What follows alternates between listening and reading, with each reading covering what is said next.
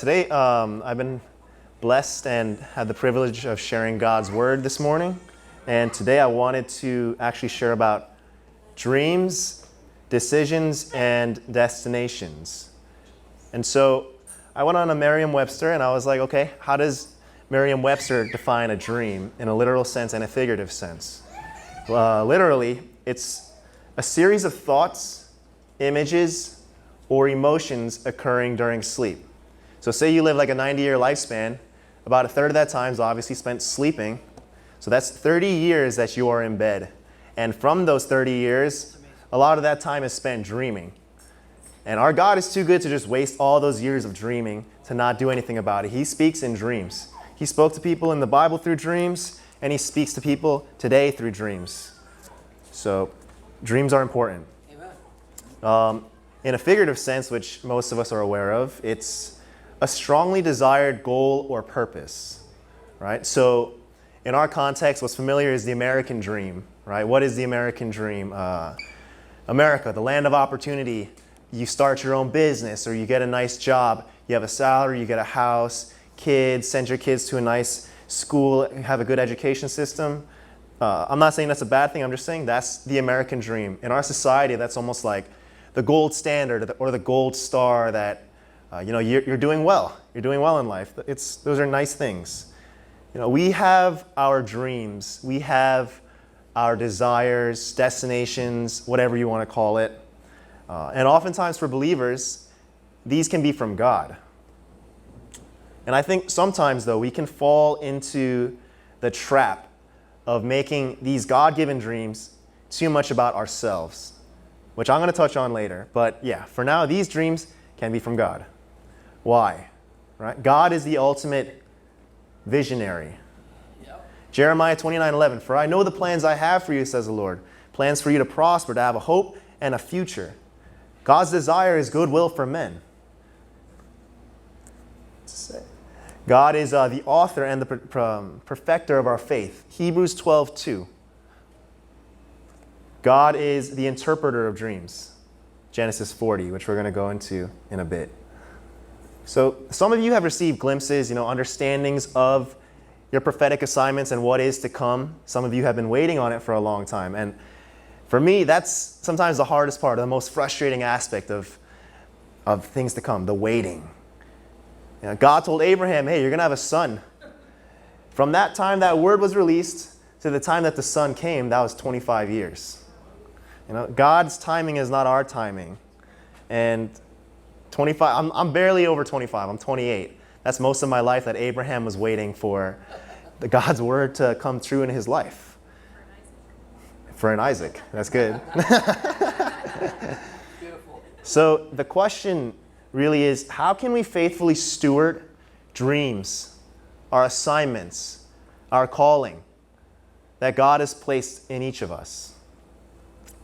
And we're going to be going into the life of Joseph today. It's going to be a lot of, today's a good day to have your Bible open. We're going to be going into Genesis 37. Joseph, he's a man of dreams, a man of very evident prophetic destiny. And what's fascinating too about Joseph is that God puts the dream into Joseph way before the appointed time of fulfillment. And it's going to take 13 years for Joseph to mature into the vessel that is able to even carry out his prophetic destiny. So some quick context and facts about Joseph. Yosef, hopefully I'm pronouncing that accurately to the Hebrew. It literally means Jehovah will add. The name means increase. So Mr. Garcia, for when you watch this, you have a powerful name. Joseph is the elder of the two sons of Jacob that were from Rachel. Jacob's the patriarch. The patriarchs are Abraham, Isaac, and Jacob. And I'm mentioning specifically by Rachel because we're going to go into these family dynamics. It's a little weird. He was born in Padamaran, which is modern-day Iraq. And this story begins where they live in the land of Canaan in the valley of Hebron. So let's go to Genesis 37. Now Jacob dwelt in the land where his father was a stranger, in the land of Canaan. This is the history of Jacob. Joseph being 17 years old, was feeding the flock with his brothers. And the land was with the sons of Bilhah and the sons of Zilpah, his father's wives. And Joseph brought a bad report to them, to his father. So Joseph's a young guy. He's 17 years old. The Bible even says he's a lad, right? And he was with the sons of Bilhah and the sons of Zilpah. So just a little quick context again about the family dynamics for Joseph and Jacob. You can see here Jacob, the patriarch, right? He actually had 4 women that he made babies with. There's no kids. Okay. So Leah is the oldest sister, and long story short, Jacob really liked Rachel. It actually says almost lusted after Rachel. He really wanted Rachel. He got tricked into marrying Rachel's older sister, Leah. So there was already some weird enmity between them. The scriptures even say Leah had weak eyes. That's a nice way of saying she was ugly. Right? So he married them two, and there was a lot of dysfunction in them, a lot of weird competition. Right? Leah started popping out a lot of sons, and Rachel was almost barren, it said. And so Rachel was like, you know what? I got to catch up. Jacob, go into Bilhah, my servant, so at least I can have some kind of sons in my name. So Jacob was like, oh, I guess I will oblige to your request, honey. And he went into Bilhah. And then Leah stopped having sons, and she was like, wait a second. Rachel's catching up to me through her servant. Jacob, go into Zilpah, my servant. So Jacob had more babies through Zilpah, and eventually through Rachel as well. And Joseph and Benjamin, they popped out later, and that's why he's one of the youngest ones out of all his brothers. So you can already see, polygamy is not the answer if anyone's thinking about it, but there's going to be a lot of dysfunction. A lot of dysfunction that kind of stems from a lot of this. All right. What else does it say here, right? Joseph brought a bad report to them from his father. What does that mean? You can only bring a report about someone. He's not just a tattletale. He's in a position of actually authority over his brothers. They were shepherds, right? It says they were tending the flock. Likely Joseph, although he was the youngest, was the chief shepherd over his brothers. So he can report on them and tell his dad, like, hey, these guys are doing a bad job. So already there's those dynamics again amongst his brothers. Let's see. Let's keep going into verse 3. Now Israel loved Joseph more than all his children, because he was the son of his old age. That phrase specifically doesn't just mean he popped out when he was old. That means Joseph had wisdom beyond his years. He was very wise. And also he made him a tunic. Jacob made Joseph a tunic of many colors. So that's like Joseph getting a Versace coat or Louis Vuitton, Gucci, something of very high value from his father, and his brothers maybe rocking like Marshalls or Target. Like there was a very clear distinguishment between who's the favored one, who's the chosen one, and who's not. So it's tunic, many colors, many dyes. That's pricey back then. So his brothers saw that their father loved him more than all his brothers. They hated him and could not speak peaceably to him. There's no shalom. It's all bitterness, a lot of hatred. Verse 5. Now Joseph had a dream. All right, here we go. He told it to his brothers, and they hated him even more. Again, more hatred. So he said to them, please hear this dream I had. All right. So, there we were, binding sheaves. Sheaves is a bundle of grain. We were binding sheaves in the field. Then behold, my sheaf arose and stood upright, and your sheaves stood all around my sheaves and bowed down. I wonder what that means, guys. And so his brother said, shall you indeed reign over us? Or shall you indeed have dominion over us? Is that what you're saying, Joseph? So they hated him, hated even more for his dreams and for his words. Joseph's not that socially aware, so he had another dream, and he's like, I got to share everything again. So he says, look, hey guys, I had another dream. Here's my dream. This time, the sun, that's his father, the moon, his mother, and the 11 stars, his 11 other brothers, they were bowing down to me. So then even his father ends up chiming in. He's like, what is this dream that you've dreamed?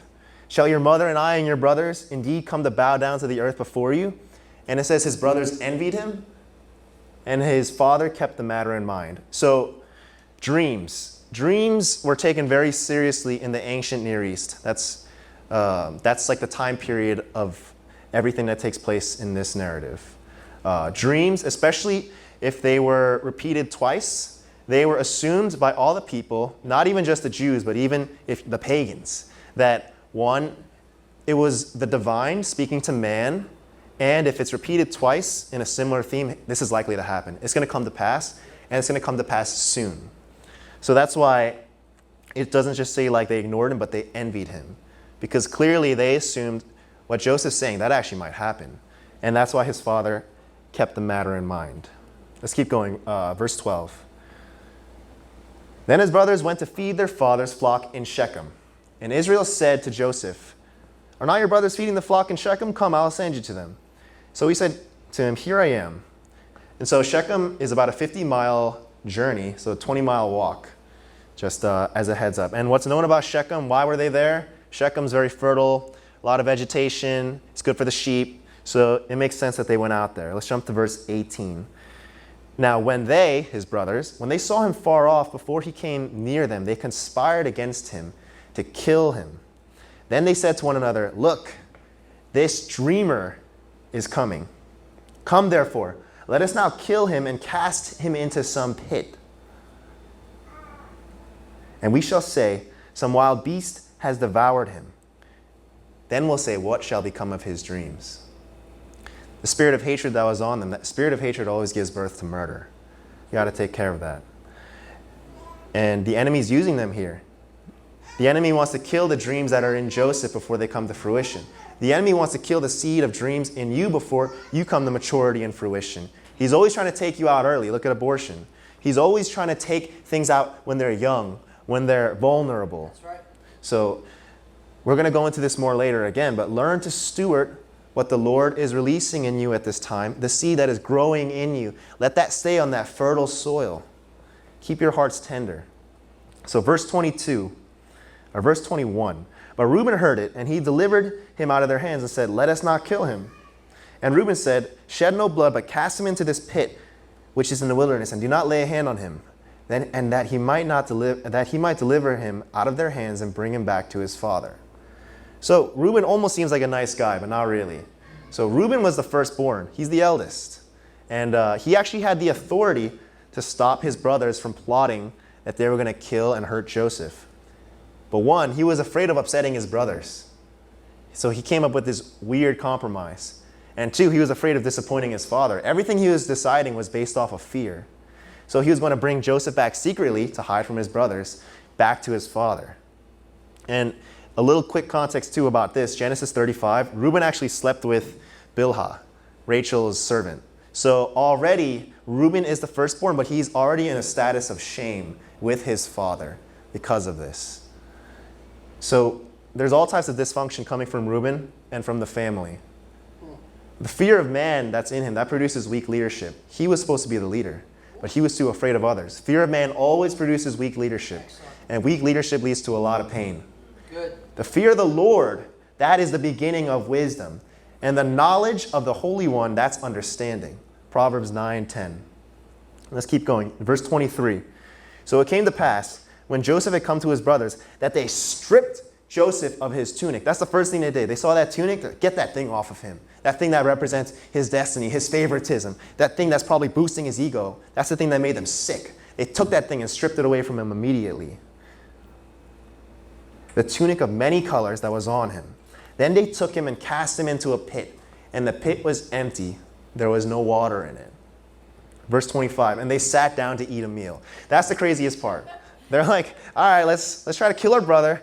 Let's beat him up, throw him in this pit. It was probably 20 feet deep. Yeah, the blood is not thicker than water in this case. He was thrown into the pit, and they were able to just eat a meal right after that.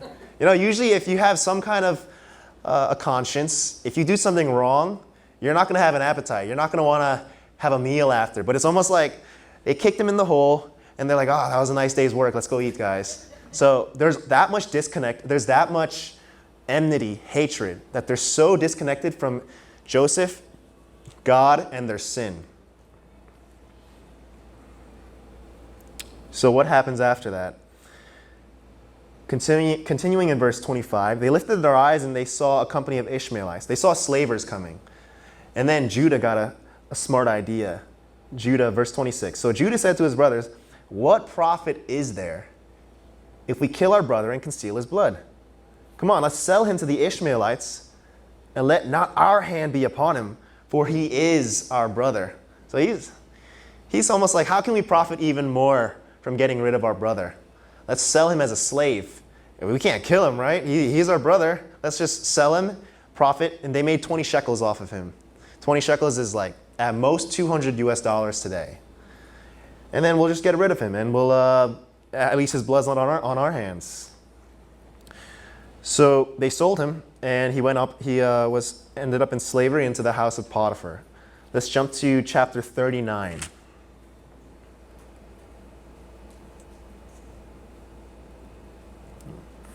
Now Joseph had been taken down to Egypt, and Potiphar, an officer of Pharaoh, captain of the guard, an Egyptian, he brought him from the Ishmaelites who had taken him down from there. The Lord was with Joseph. If you're a highlighter, you're going to want to highlight these parts. The Lord was with Joseph, and he was a successful man, and he was in the house of his master, the Egyptian. And his master saw the Lord was with him. The Lord was with him, and that the Lord made all that he did to prosper in his hands. When God's hand is on you, you prosper. When God's hand is over your life, that's what causes prosperity. So Joseph found favor in his sight and served him. And not just that. When God's hand is on you, that's what causes other people to look at you and be like, something's different about him. Something, I think a few weeks ago, Pastor mentioned it too. It's almost like you carry this different countenance, like this joy, this confidence that's unnatural. When everyone else might be having a bad day or cranky. You know, there's a different countenance that comes when the hand of the Lord is on your life. And that's when people begin to wonder, who are you? And it says he found favor in his sight and served him. Then Potiphar made him overseer over his house and all that he had put under his authority. So it was from the time that he made him overseer over his house and all that he had, that even the Lord is blessing the slaver's house. The Lord blessed the Egyptian for Joseph's sake. And the blessing of the Lord was on all that he had, his house, his field, his animals, his vegetation, his property, everything that he owned, it was blessed just because Joseph was there. When the people of God are in a place, that whole area should become blessed because we bring the presence of God with us, and with that comes the authority of heaven. See, that's what we need to realize we have when the presence of the Lord is in, upon, and on us. So verse 6, thus he left all that he had in Joseph's hand, and he did not know what he had except for the bread he ate. If any of you guys are managers, or you even see like really good coworkers, you know, people who they just get a responsibility or a job to do, and you just know that they're going to take it all the way, and you just know probably a promotion is coming in their life. That's the kind of guy that Joseph was. He was smart, he was capable, and everyone just keeps wanting to, hey, you can take ownership of this, you can take leadership of this. That was the kind of man Joseph was. And then it says, now Joseph was handsome in form and appearance. In this case, this is more like an ominous he's handsome. Like, oh, he's good looking. Keep an eye out for that. Something weird's about to come. Verse 7 to 10. And it came to pass after these things that his master's wife cast longing eyes on Joseph. And she said, lie with me. But he refused and said to his master's wife, look, my master doesn't know what's with me in the house, and he has committed all that he has to my hand. There's no one greater in this house than I, nor has he kept anything back from me except you, because you are his wife. How then can I do this great wickedness and sin against God? See, and I love this. It says, so it was as she spoke to Joseph day by day that he did not heed her to lie with her or to be with her. That word, the phrase, he did not heed her, that means if she was around, he's not going to be there. He's not even going to flirt with the idea or be in the presence of that. Do not give an ear to the devil. Don't give an ear to temptation. You just say no, because the one you're sinning against is God. The one you are harming is God. And Joseph, his heart was so full and for God that he said, no, I'm not going to heed this. Don't give an ear to the devil. Okay, so let's keep going. All right, she's pretty aggressive. So verse 11, what had happened about this time, then Joseph went into the house to do his work. No one's around. That she caught him by his garment, saying, lie with me. But he left his garment in her hand and fled and ran outside. She's like, she really wants him. But think about this again. Again, He got his tunic stripped off of him, that many-colored tunic. Now even his slave garment. This woman is like, lie with me. And he says no, and he runs away, and his garment is again stripped from him. So she called, and are there any kids in here? She accused him of rape. She accused him she accused him to the servants because no one was around. It was her word against his. She said, this Hebrew raped me. And she said that to the master as well. And what's interesting is verse 19. So it was when his master heard the words which his wife spoke to him, your servant did to me after this manner, that his anger was aroused. Then Joseph's master took him and put him into the prison, a place where the king's prisoners were confined. So what's interesting about this is when you sleep with your superior's wife or concubine, I mean, not only is it a huge sin and disrespectful, but that's actually a power move in that time. That's a sign that I'm usurping power and authority from you. You're not daddy anymore. I'm daddy, and I'm taking over. So it's like the fact, though, that if you do that, you get executed. In Egyptian culture, especially, if you get caught doing that, you immediately get put to death. Even King Absalom, right? Absalom, King David's son. When Absalom was taking over King David's throne, he took all the concubines on the roof of the palace and had sex with all of them. And he was pretty much saying, I'm daddy now. I'm taking over everything. And so it's more of a power move that gets you killed, right? But the fact that he wasn't even executed, but he was thrown in prison, it shows the master didn't even believe his wife. But still, this is an ugly situation. This is disrespectful. I got to do something about this. I'm throwing you in the king's prison. And king's prison because the Pharaoh was an officer of the court. So he's connected with royalty. Joseph's going to be a prisoner connected to royalty, right? It's good culture. This is almost like a setback, right? It seems like a lot of things are going well. At this point, it's been about 11 years that Joseph's been serving Potiphar. And then he gets thrown in prison. He didn't do anything wrong here. And it's a setback. And that's what it seems like. But sometimes it's the setbacks that happen in our life that position us for what the Lord has next. Sometimes, I'm not talking about iniquity or backsliding, we'll say, where you commit a sin, you commit iniquity, and you got to go around the mountain again. I'm talking about when a circumstance in your life that you have no control of grabs you, slows you down, and says, I can't do anything about it. I just got to stay here. Sometimes that can actually turn out to be the Lord's hand and mercy over your life. Just an encouragement if you're feeling or going through that right now, because I mean, that's probably what Joseph was feeling and going through at this point. But again, think about it. King's court, king's prison. Let's go to chapter 40. So chapter 40.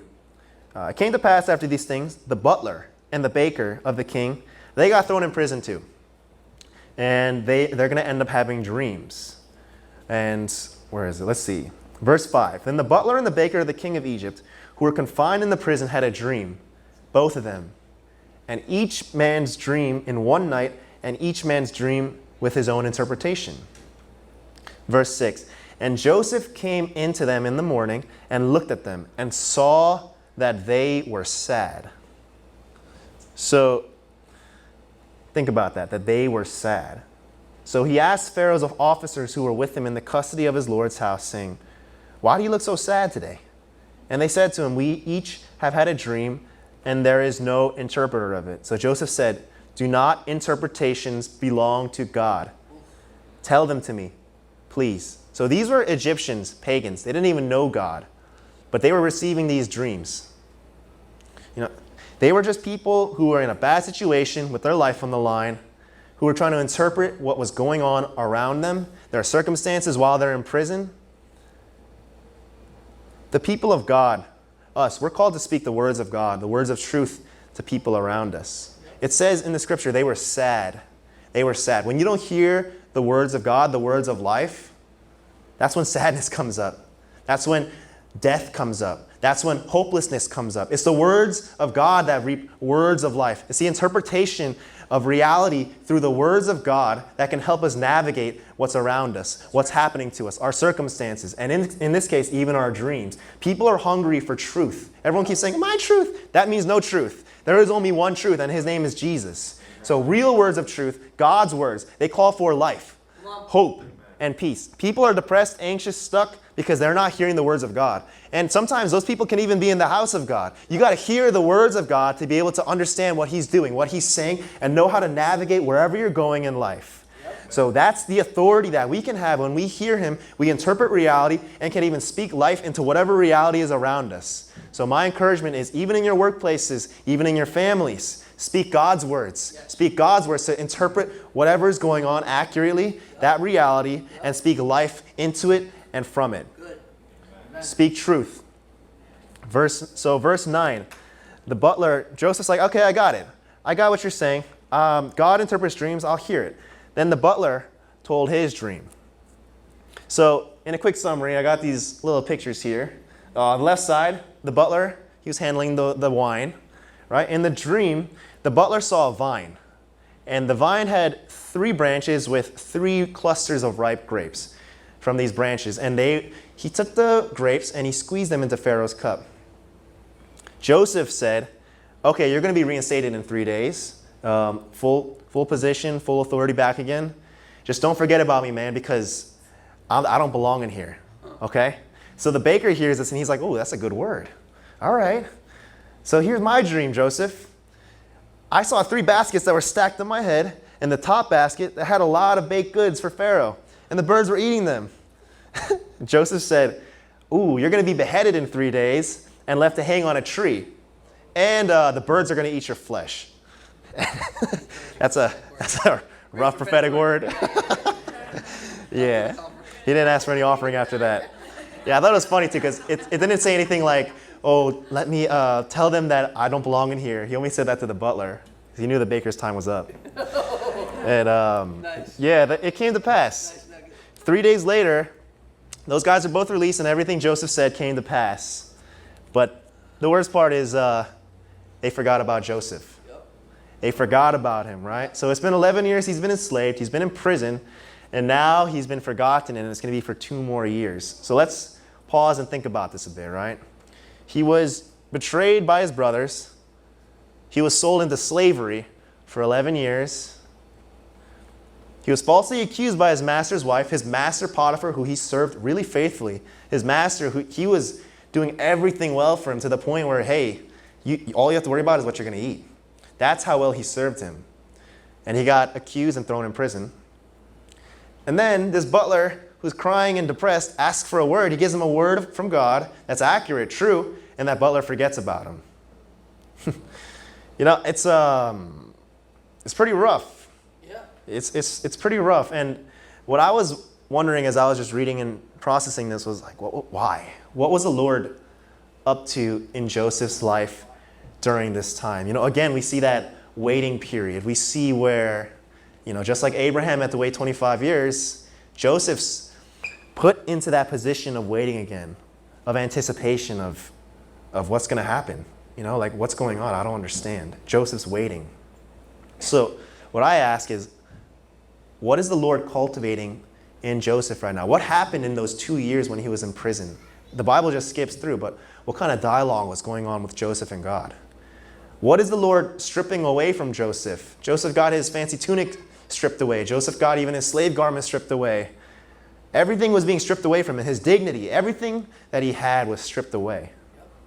And I think I think all of us can relate to a degree to Joseph's situation, when everything just seems to almost be going wrong. I think a very natural and low response is to just complain, is to blame, is to almost have a nice pity party. And I think Joseph almost deserves it at this point. Everything just seems to be going wrong. He's blaming others. You have a strong temptation to just get bitter. My heart's been messed up. My heart's been broken so much. I'm just going to harden it. I'm done. And it's in seasons of waiting like this that, I really wonder, what's the Lord dealing privately with in Joseph? Why is he keeping him here, where it's just Joseph and God in this prison? Let's go to chapter 41. So it came to pass at the end of 2 full years, Pharaoh has a dream. Pharaoh has a dream this time. The dream is there's 7 rich, fat cows that jump out of the river and they're grazing in the meadow. They're jumping out of the Nile River. That's the river for the Egyptians. And then there's seven ugly starving cows that ate the fat cows. And then back to back, he has another dream. The next dream, 7 plump heads of grain came up on one stalk, healthy and good. And then 7 thin heads devoured the plump heads. So back to back dreams, similar themes. Even for Pharaoh, he knows something's up. In their culture, he's thinking, the divine, whoever is up there, is trying to tell me something, and it's going to happen really soon. This is not a coincidence. It says in verse 8, he was troubled. Again, sad, depressed, troubled. And he sent and called for all the magicians of Egypt and all its wise men. And Pharaoh told them his dreams. But there was no one who could interpret them for Pharaoh. God is the interpreter. So verse 9, then the chief butler spoke to Pharaoh, saying, I remember my faults this day. Long story short, he says, I forgot about Joseph. Joseph was the man who was able to interpret my dreams. Joseph had something on him that was able to interpret the reality of my situation and see it through accurately. So Pharaoh calls Joseph up and says, hey, I heard that you can interpret dreams. I heard that you have this special ability to be able to tell me what's going on right now. And I love Joseph's response in verse 16. It's not in me. God is going to give Pharaoh an answer of peace. So Joseph interprets the dreams. The dreams are one, and God showed it twice. All right? There are 7 years of abundance that are going to happen in Egypt, followed by 7 years of famine. So not only does Joseph get the word, get the interpretation, he also gets the strategy. Now therefore, let Pharaoh select a discerning and wise man and set him over the land of Egypt. Let Pharaoh do this, and let him appoint officers over the land to collect 1/5 double tithe of the produce of the land of Egypt in the 7 plentiful years. Pharaoh wants double tithe. That's not good. And let them gather all the food of those good years that are coming and store up grain under the authority of Pharaoh, and let them keep food in the cities. Then that food shall be as a reserve for the land for the 7 years of famine, which shall be in the land of Egypt. So God gave him the word, God gave him the interpretation, and God gave him the strategy too. And verse 38, Pharaoh said, can we find such a one as this, a man in whom is the Spirit of God? Again, Pharaoh, he's not even a believer, but he's like, the Spirit of God is on this man. The Spirit of God is soaking on this man, his presence. And so after that, it's promotion time, right? He said, get a wise, discerning man. Joseph, you're that man. So verse 42, then Pharaoh took his signet ring off and put his hand and ring off his hand and put it on Joseph's hand. So really quickly, signet ring. That's how you sign public documents. He's got now authority to put law into action. He was clothed in garments of fine linen. He's got the Versace bags. It's probably even better than what he had before. It's the highest. Only worn by the highest classes. That's the fine linen that he got. The gold chain, his rank. His rank represents the spirit that the Lord was brewing in him. His rank now, gold chain. Second chariot, the second in command. Number 2 to Pharaoh. And any time that his chariot rode by people had to bow. There was someone that screamed, bow the knee. Now, bow the knee, it means abrech.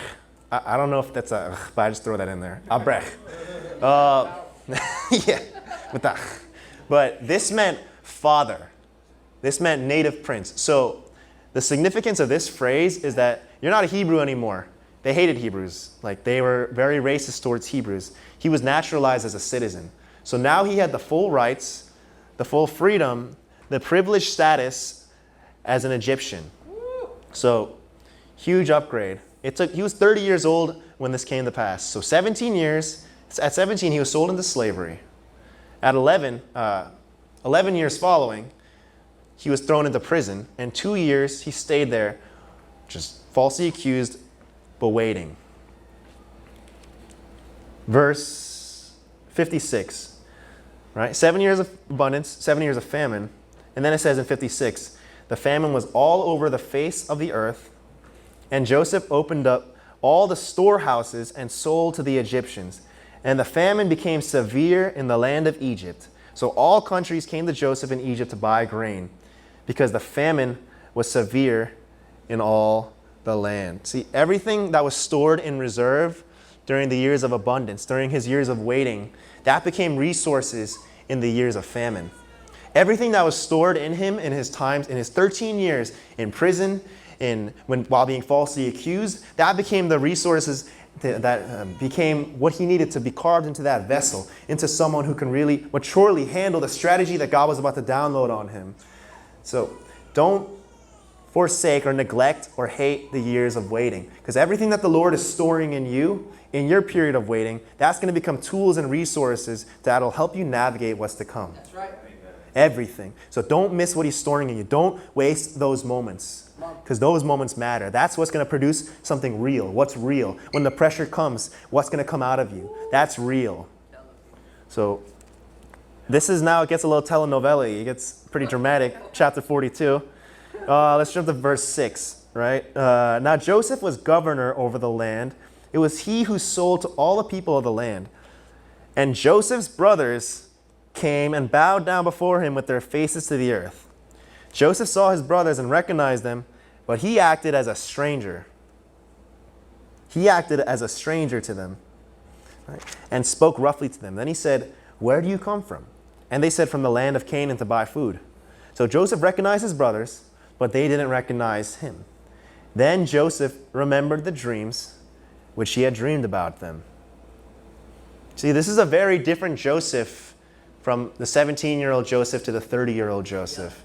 17-year-old lad Joseph was getting these dreams and then going to his brother and like, "Yo, you're all going to bow down to me." And he was probably like, his tunic probably matched his ego. His tunic probably matched, "Hey, I am the chosen one. I'm the one, child of destiny. I'm the favored one. I'm the chief shepherd. It's all about me, guys." And when he saw the dream come to fruition as a 30-year-old man, That's right. it actually, the next few chapters, which we're not going to go into, it actually says he wept and cried a lot. He was broken. He was heartbroken because God was now beginning to bring restoration to the dysfunction of his family, to the brokenness in his family. And even through everything that he went through, he was going to use that to save the land from famine and starvation. It wasn't about him. It was never about him. And Joseph it was hitting him hard. You know, the story of Joseph, it's God's mercy that we don't get what we want too early. It's God's mercy that keeps us in that waiting. If we got what he had for us too early, it's going to crush us. The dream, though, was already in Joseph before its appointed time of fulfillment. And it takes 13 years for Joseph to mature into a vessel able to even carry out that prophetic destiny. You know, it's a story of transformation. God is more concerned with your transformation than your destination. And it's going to even take your transformation to reach your destination. And I think the funny thing, too, is people think, "Oh, my destination is the fulfillment of all my ambitions and dreams." No, the destination is literally Christ. The destination is literally Jesus.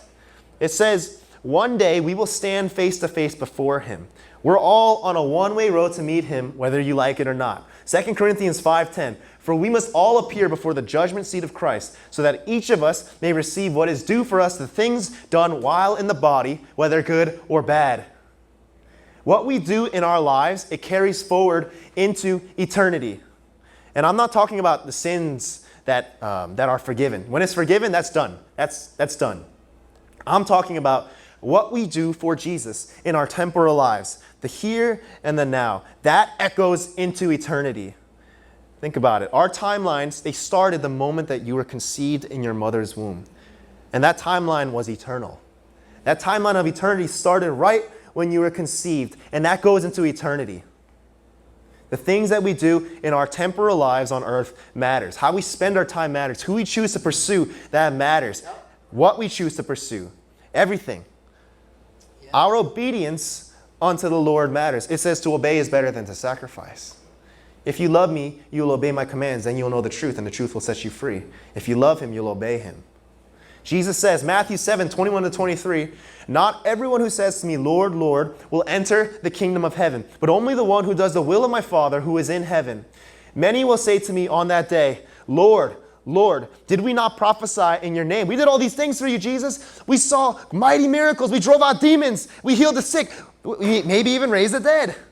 And in your name, we performed all these miracles. Then it says, 23, then I will tell them plainly, I never knew you. Away from me, you evildoers. I never knew you.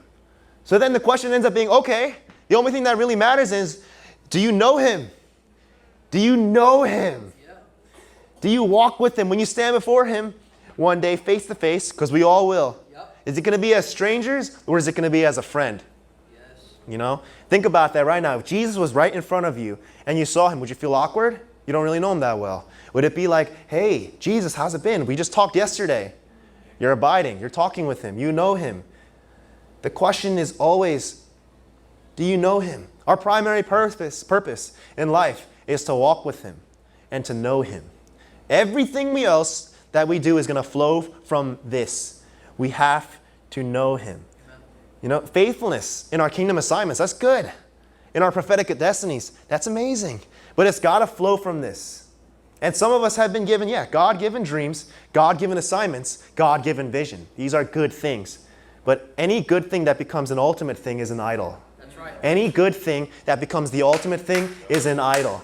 An idol, what is that? Anything that takes first place from God. Right. Anything. The way that we live, it has to stem from knowing him, from who he is, the concept of Emmanuel, God with us. Let's go back to Joseph, right? Joseph was enslaved in Egypt. Potiphar saw that God was with him. Joseph was imprisoned and falsely accused. The guards saw that God was with him.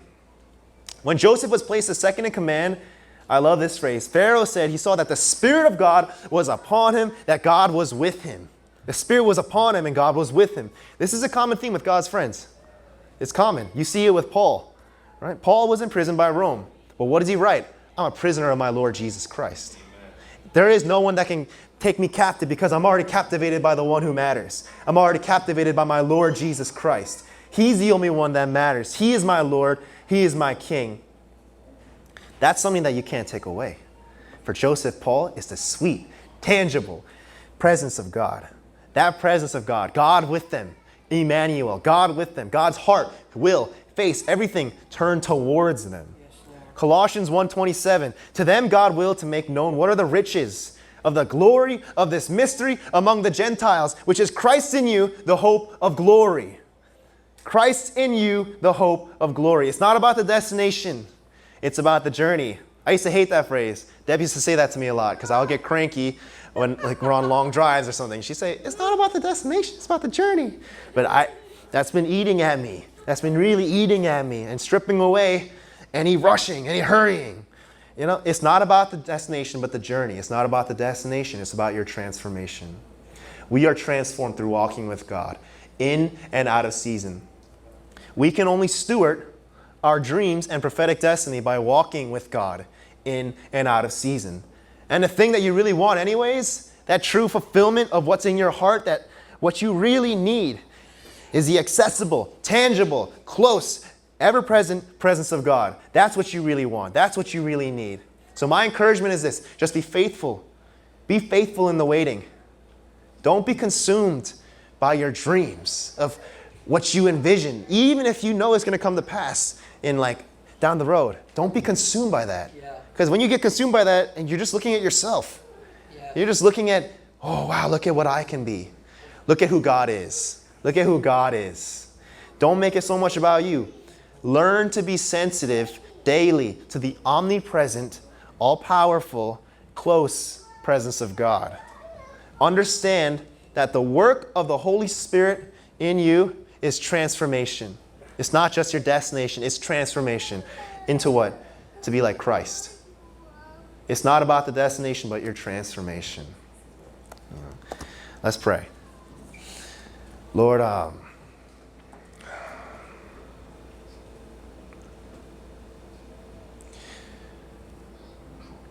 Lord, we repent.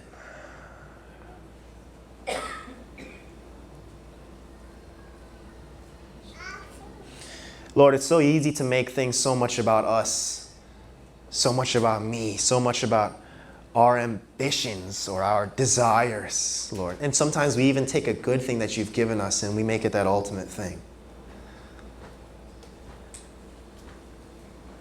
Lord, forgive us, Lord, for taking our eyes off of you, being more concerned with your hands than with your face, being more concerned with what you give than with who you are.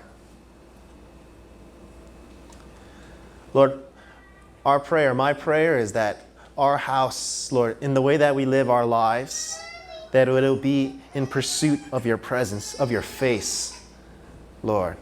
And anything that opposes that, even our ego, our will, Lord, we want to put it to death.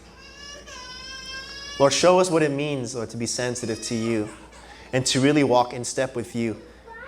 Lord, even when we hit lows, even when we feel like we're in a season of waiting that's going 25 years, because you are faithful to your word. You are faithful to your promises. You are faithful to your people. When your words go out, it reaps life. It produces life. It produces something beautiful. And your words have been spoken over us, Lord. Help us to hear them. Lord, help us to be that fertile soil that doesn't get choked up by the thorns of life, that doesn't get choked up by or let things get into shallow ground, Lord, with other clutter and rocks. But let the word of God penetrate deep into our hearts so that it produces something beautiful that is beautiful unto your name, Jesus. Lord, and I also just thank you for what you have released. The dreams, the vision, Lord. We thank you because we know this will come to pass, Lord. I thank you, Lord, that what I see right now around me is acceleration. And I see breakthrough, Lord. And I thank you also for even the ways that the enemy has tried to utilize setbacks to discouragement, that your words are encouraging, that your words champion us forward, Lord, into what you are doing, into what you are saying, Lord. So we thank you, Lord, because you are good, you are faithful, Lord, and we trust you. You're a good God. Thank you. In Jesus' name, amen.